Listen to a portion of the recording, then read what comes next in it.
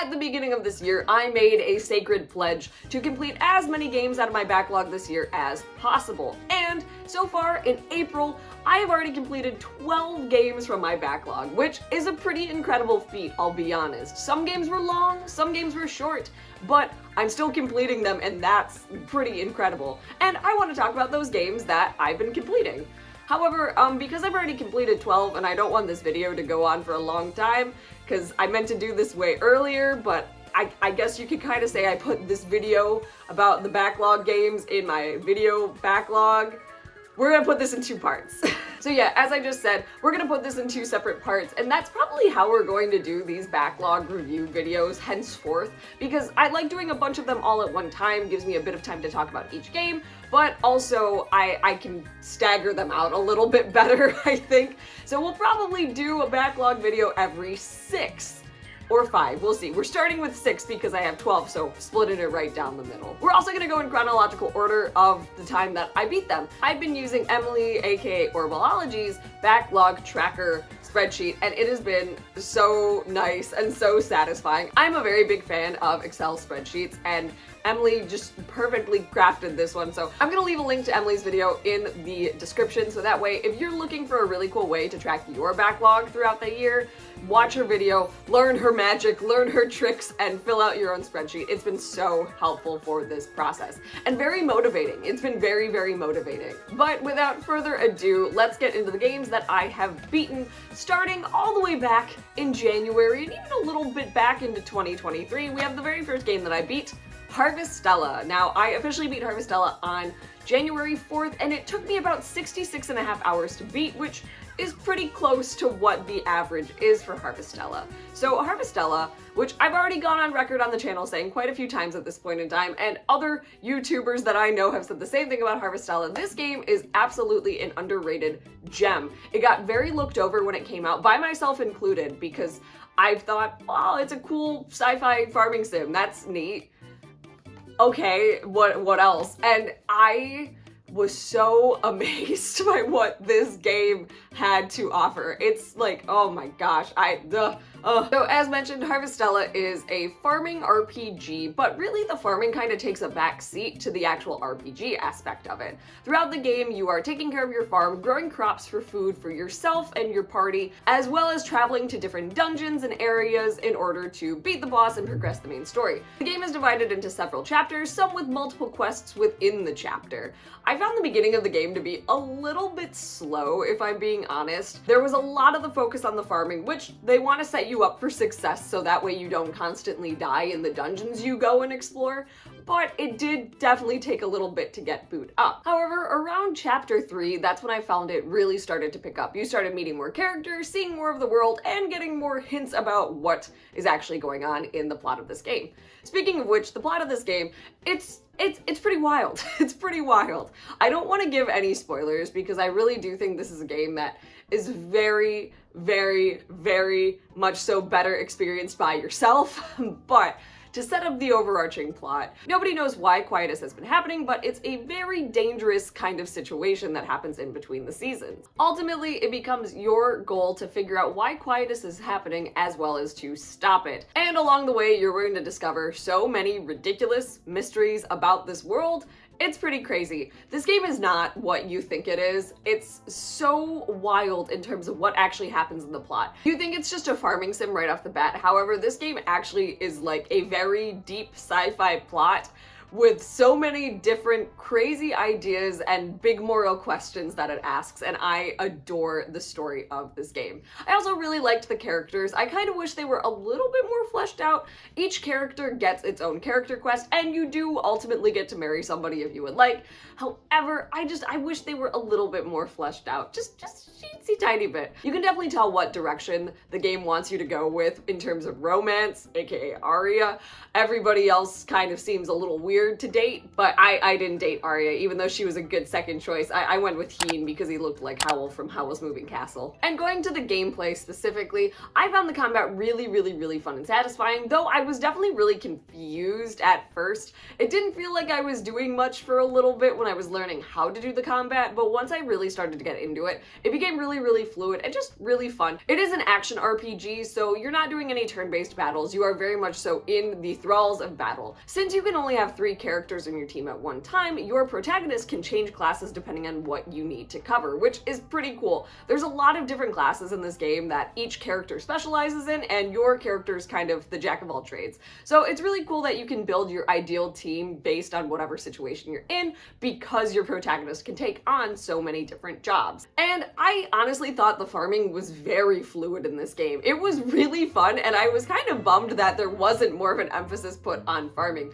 It was just really solid farming stuff, and I really appreciate that. I think today farming sims really try to continuously reinvent the wheel with their mechanics, and it was just nice to have just a really easy but like not over the top mechanic for farming in this game. I really enjoyed it, if I'm being honest. I miss not having that farm because I did really well on my farm, if I'm being honest. And I've already talked about the music on this channel, but the soundtrack of Harvestella is absolutely gorgeous. It's so wonderful, with so many just sweeping and very emotional themes that really fit the tone of the story. Some of it might feel a little out of place when you first start, but as you get through the story more, you realize just how hard-hitting these pieces of music are. So I adored Harvestella. This was the perfect game to start the year off with, and I honestly think it inspired me to continue to complete games because I just loved this game so much. And I didn't want the ending to come, but I also did because I wanted to know what happened, because it's pretty wild. The twists in this game are ridiculous. So Emily has a rating scale on the spreadsheet, and so I gave Harvestella 5 stars. I thought this game was spectacular. I love it, and I highly recommend it. If you haven't given it a shot, please play it. It's so good. And if more people play it, maybe we'll get a sequel, which I think would be phenomenal. So absolutely first wonderful game of this year. Second might raise some eyebrows. I am considering really any game that I complete this year a completed game, even if they're not all super duper long RPGs. If there's a game that has a conceivable end or story mode, I'm including it on this list. And so the second game that I beat this year is WarioWare Move It.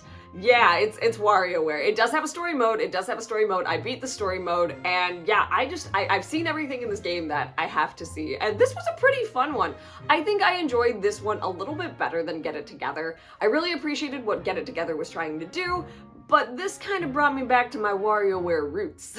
I'm a big fan of WarioWare Smooth Moves. It's definitely my favorite. I think it was a great way of using the Wiimote to get up and active and just doing silly things. I adore it. And this is absolutely a sequel to it. I even think the Japanese name, references that it's a Smooth Move sequel. It uses a lot of motion controls using the Joy-Cons, which work most of the time. We'll get to that in a second. It has a lot of the same character that Smooth Moves does, where it's just weird WarioWare, which I adore so much. So the plot of the story mode for this game is Wario gets a trip to an island and ends up bringing all of his friends with him. Each character gets their own kind of mini story within the overarching tale of story. Like, you have Mona, who is swimming with dolphins looking for a mermaid. Orbulon is regarded as a god for some reason, and just so many other little stories. Ultimately, it ends up to the point where the island is going to explode, and with the power of the micro games, I guess we're gonna say, they're able to save the island from complete and utter destruction. So it's a basic plot. WarioWare, you don't play WarioWare for the story. I don't think. You play it for the fun gameplay, and I really do think the gameplay was really fun. I played this game a lot over the holidays because I got it for Christmas, so I brought it over to my friends' houses for New Year's and just other things, and it was a blast. I mainly played this game with other people. I don't like playing WarioWare by myself, I found. And I think maybe that's why Get It Together didn't hit as hard for me, is because I played that game by myself on stream. But this game, which I played completely with friends, was such a joy. I ended up beating this game on my birthday, January 7th, with TJ, and it was really fun. However, the Joy-Cons, as we know, are not always reliable. They are definitely not nearly as reliable as the Wiimotes, I would say. And even then, the Wiimotes weren't always reliable either. I feel like they use a lot of different features of the Joy-Con, such as motion control, the AR camera, and other things like that. And some of them worked really well, some of them didn't. There were some games where it required you to drop the Joy-Cons and it wouldn't always pick up on it, or the AR camera just would not. There was one where you had to like show how many fingers you were holding up, and it didn't really work all the time. So that was a little disappointed. But like, I think it was a cool idea, but I think they almost tried to do too much. So some of the games just weren't nearly as fun as others where they were just basic motion control, you're doing a pose kind of situation. Like how it wasn't smooth moves, which, you know, I want new WarioWare content. I really do, but I think a return to form with Move It was a good idea for the Switch, especially since we still have motion control with this console. So ultimately, I really enjoyed WarioWare Move It. I thought it was a good addition to the WarioWare series. And yeah, I thought it was pretty fun. Unfortunately, a common thing with WarioWare games is I don't know how often I'll be replaying this game, certainly not for the story. But if I have friends over or something and we're looking for a game to play that isn't Mario Kart or, you know, the other typical multiplayer games, I'd probably bring out WarioWare Move It. So I ended up beating this game in like 5 hours, give or take, because we left the Switch on New Year's for a little bit. But yeah, about 5 hours, and I would give it like a 4 stars if I'm being honest. Not quite a perfect game, but definitely a really, really fun, very short romp. Next is a game that was a big hit towards the end of 2023, but I didn't get the chance to play it because I was just really busy. So I asked for it for Christmas and received Super Mario Bros. Wonder. I adore this game. Spoiler alert. I love Super Mario Bros. Wonder. It's so good. It's so good. So I am terrible at platforming games. I'm getting better, and I really honestly think that Wonder made me better at them because it made me think about them a little bit more with so many different mechanics, a beautiful world, fun soundtrack, just all of this really cool, fun mechanics.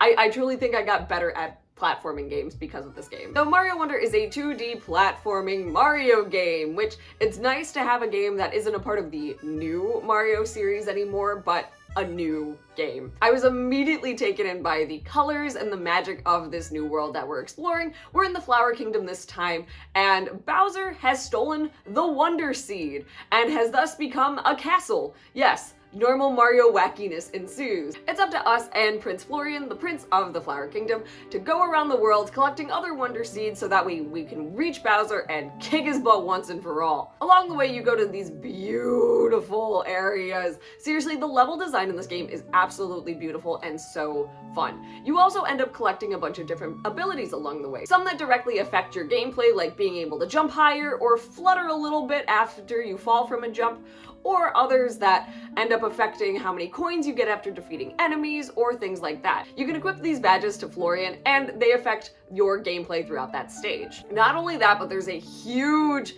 variety of stages to play. For most of the game, I was making sure I was playing every single stage per world because they were just all so interesting and I didn't want to miss any of the cool, wacky magic. The main gimmick of this game is the Wonder Seed, which takes the stage that you're playing on and totally flips it all around in so many different ways. Sometimes it makes Mario really, really tall and you have to kind of adjust your jumping to that. Sometimes it turns it into an auto-scroller. Sometimes it turns you into a Goomba. It's awesome. It's so fun, and it just gets so creative with the gameplay that there's never a dull moment in Super Mario Wonder, which I really appreciate. I think in some of the older 2D platforming Mario games, again, mainly in the new Super Mario Bros. Series, it got really stale after a while because there wasn't much variation. Sure, you had a new ability here and there, but you didn't really have anything that was super new, super unexpected, and Mario Wonder was so unexpected in so many different ways. It just made it such a phenomenal experience. I really, really loved it. And of course, the gameplay is as fluid as can be.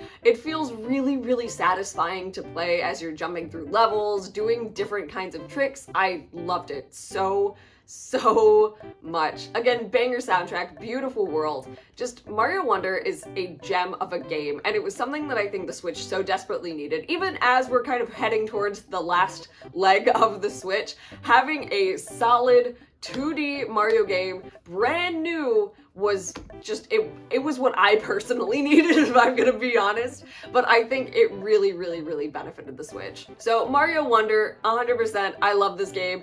It's close to Harvestella for my favorite game that I've played this year so far, because I love this game. And it's one that I do think I might go back to just to play with friends. I, of course, gave Mario Wonder 5 stars, and it took me about 15 hours to beat, and I officially beat it on January 20th. I was really going hard in January. Next up is a game that's been sitting in my backlog for quite a long time. I got it as a birthday gift maybe in like 2018, 2019, and it was a game I so wanted for such a long time, and that is AI the Somnium Files. It's a visual novel, detective, mystery, cool game. I also really loved this game too. When seeing AI the Somnium Files for the first time, I was immediately taken in by kind of the cool, colorful graphics and the characters. So this game has you playing as Date, a member of a special task force within the police, where you are a private investigator, along with your AI eyeball companion, Iba. Now, the murder that you're investigating hits pretty close to home, as it's the murder of one of your personal friends. Not only that, but the friend who got murdered,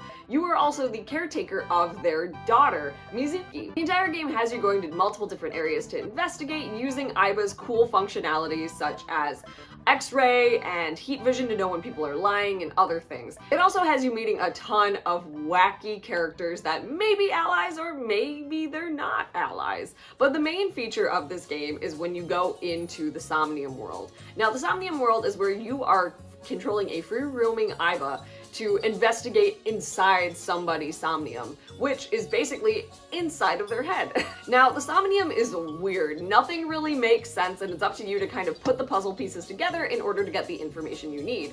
However, also in these somniums, that is where the path of the story diverges. There are multiple different paths in this game, and in order to see the true ending, you have to go through all of them. Sometimes you'll be working on a path and it'll be locked until you go and beat another path.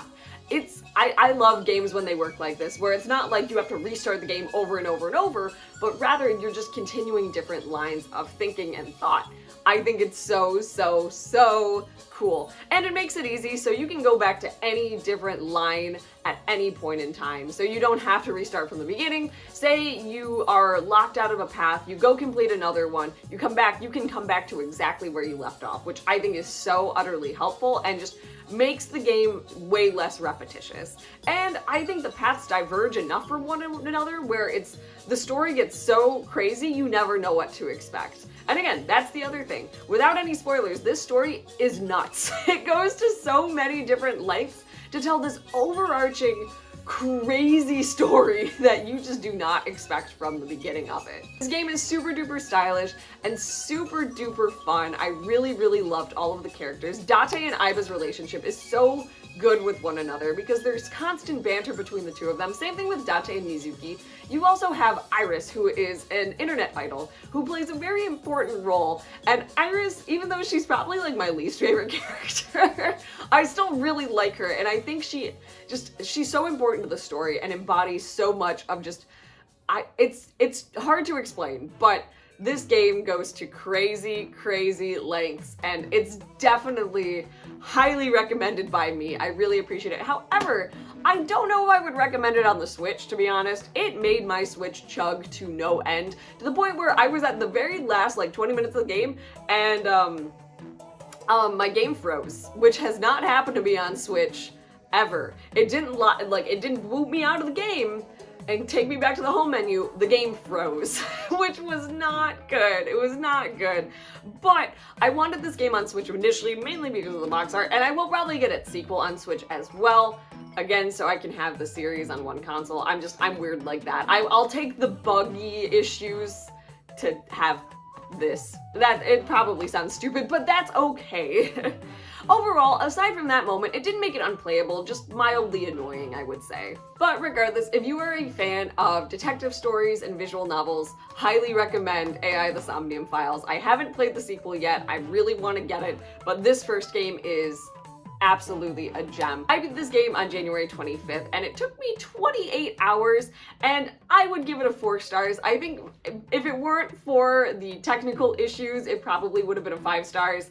There were some moments in the game where I was like, this doesn't make sense, but also, I think that's part of the charm, to be honest. So without the technical issues, it would have been a 5-star game. Now for our first non-Switch game, which the last 2 games of this part are not on the Switch, because again, even though my Switch backlog is the biggest of them all because it's my biggest collection, I have games on other consoles that I would really also like to finish, one of them being the 3DS. So I decided to finally play one of my 3DS pickups from last year, Kirby Planet Robobot. I guess I was just really in a mood for Kirby for some reason, but I also really liked this game. Overall, I'm still a newer Kirby fan. I've always loved the character, but I'm really finally starting to get into the games, and Kirby Planet Robobot is one that I constantly hear as the best. It's the absolute best Kirby game. And I honestly kind of agree with that. Now, I loved Forgotten Land. Return to Dreamland was an absolute blast. However, I loved how unique the mechanics were in Planet Robobot while still keeping the Kirby core factor to it. So in Planet Robobot, Kirby's world is getting destroyed by robots that start falling from the sky. The robot's goal to take over the world, which you don't really know why at the beginning, and it's up to Kirby, of course, because who else, to stop them. Your main cool mechanic in this, other than your normal power-ups, are the Mecha Kirby suit things, which oh my gosh, it's so fun. It's so fun. I mean, like, you see him in there, but it's so cool. It's so cool. So as I said, you have a ton of copy abilities in this game, lots of classic ones and a lot of new ones too. I really appreciated the variation between abilities in this game. It never felt like any of them were too samey, like how some of them kind of did in Forgotten Land. They were all very unique from one another. Some helpful, some not, you know, but I think that's what makes Kirby kind of fun. The other cool thing is when you are in the robot suit, you can also use copy abilities, and it changes the gameplay entirely. Sometimes you need them in order to get through specific puzzles, like sometimes your robot needs the fire copy ability so you can turn your arm into a flamethrower. It's very cool and fun.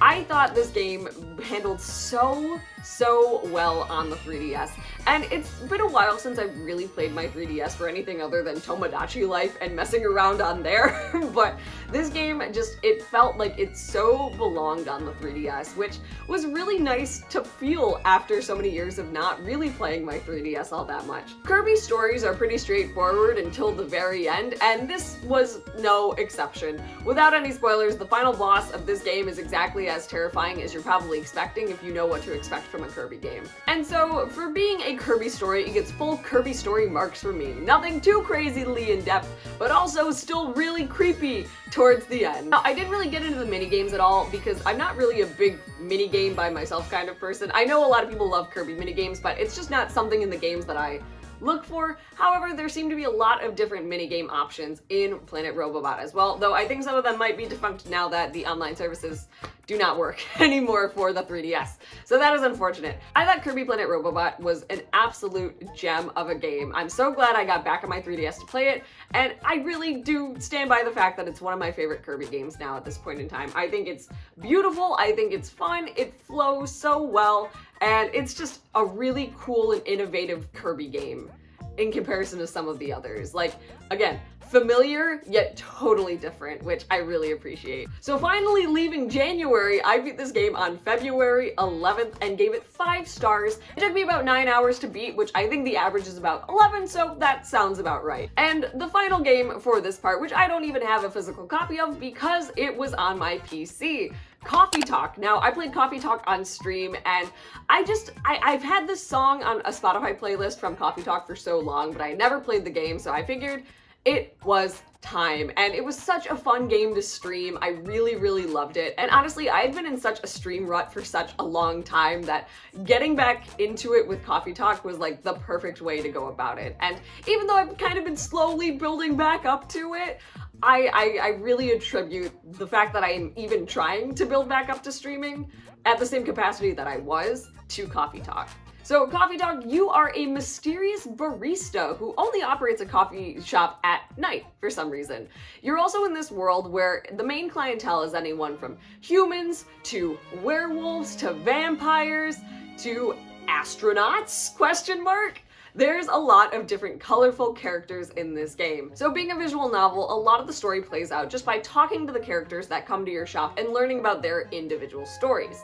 However, a lot of the game is propelled forward by making the right drinks for your customers, or sometimes the wrong drinks. And each character, depending on how well you mix their drinks, ends up with a very specific story towards the end of the game.